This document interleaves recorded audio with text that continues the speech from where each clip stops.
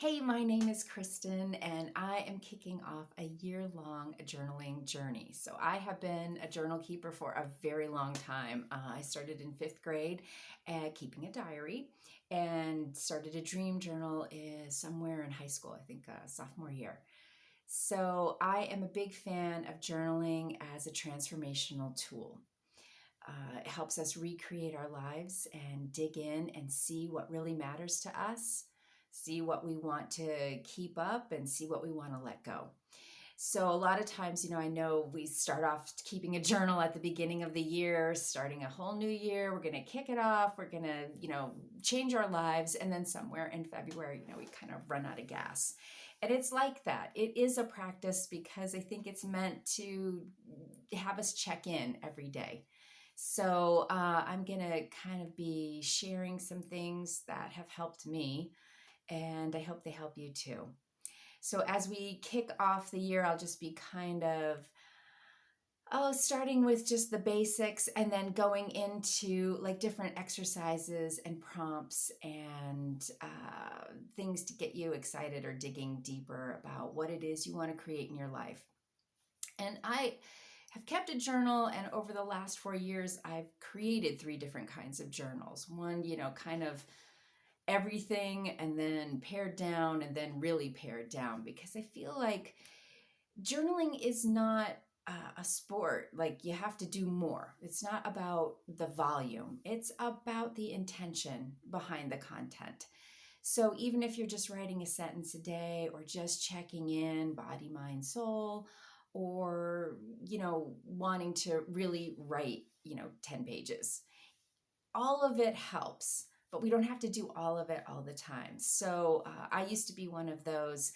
I'm going to write a million pages every day, but even I don't go back and read my journals. I mean, it's not like they're super exciting. A journal isn't meant to be a bunch of words that stay on the page. It's meant to be a place where you can be yourself, figure things out, and transform. So I've gotten really excited about smaller snapshots about what's going on. But in any case, all of it helps in one way or another.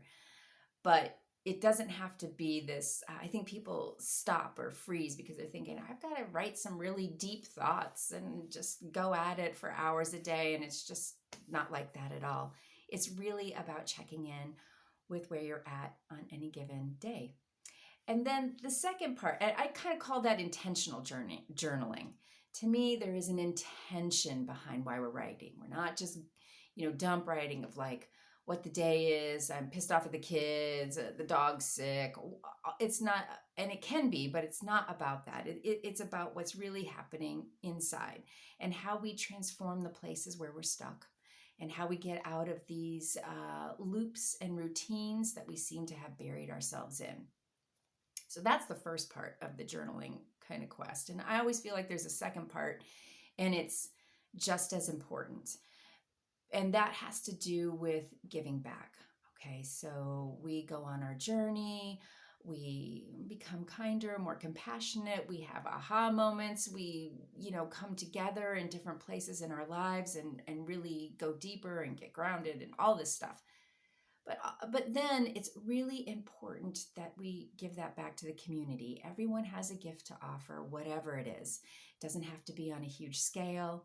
It can just be family and friends. It can just be small. It doesn't have to be huge, but we do have to give back, because holding on to those gifts, holding on to what we have, doesn't help. It doesn't even help ourselves. We have this a false idea that you got to clench and dig in and hold on to what you've got. And I have this quote that often comes into my head from Hello Dolly, because I did theater for a lot of years.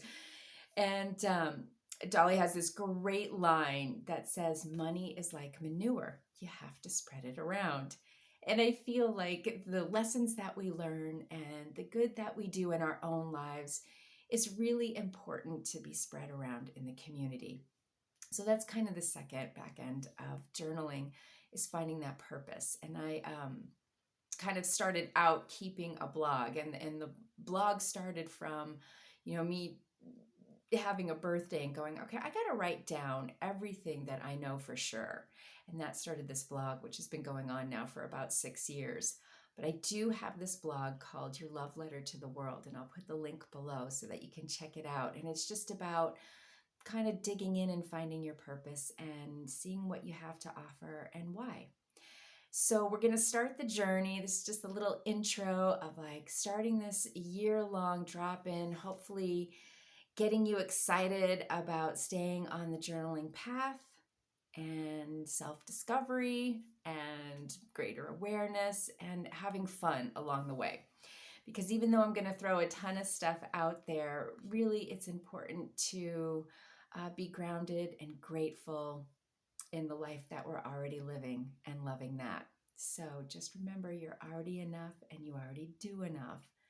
But hopefully this journey will be a lot of fun. So join me. Thank you for dropping in, and I will see you next time.